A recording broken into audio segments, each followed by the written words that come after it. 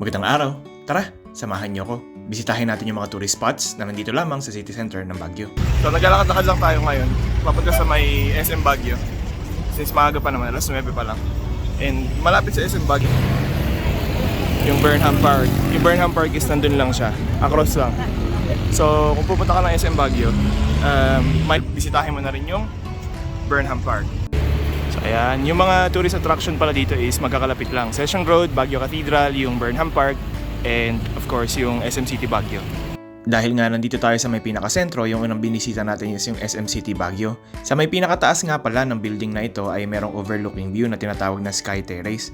Napakaganda ng tanawin dito at pwede kang kumuha ng mga aesthetic pictures kung saan yung background mo ay yung napakagandang tanawin ng Baguio. Tanaw nga pala dito yung Burnham Park.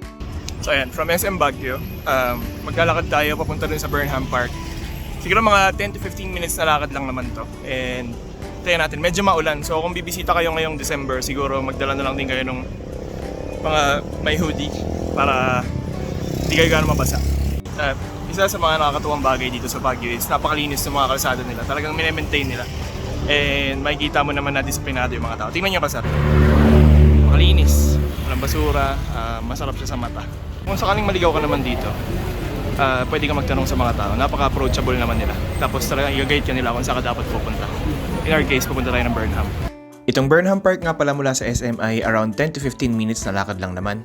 At dito mismo sa may Burnham ay merong mga iba't ibang activities kagaya na lamang ng pagsakay dito sa cart. Ito ay nagkakalaga ng 150 pesos depende sa laki ng cart na sasakyan mo. That's for 30 minutes. Kung gusto mo naman ng something adventurous, pwede kayong sumakay dito sa mga bangka.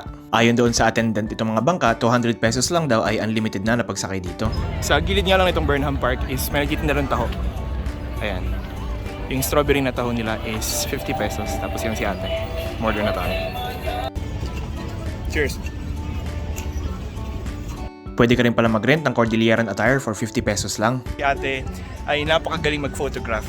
Siya na talaga. The best yan si ate. Yan, 50 pesos. Kung gusto nyo ma-experience, dito lang sa Burnham Park. Sa totoo lang, mas lively nga pala itong Burnham Park kapag kagabi dahil napakaganda ng mga lights at kasi mga buildings, may decorations at may mga nagbabasking din. Ang ganda ng music nila.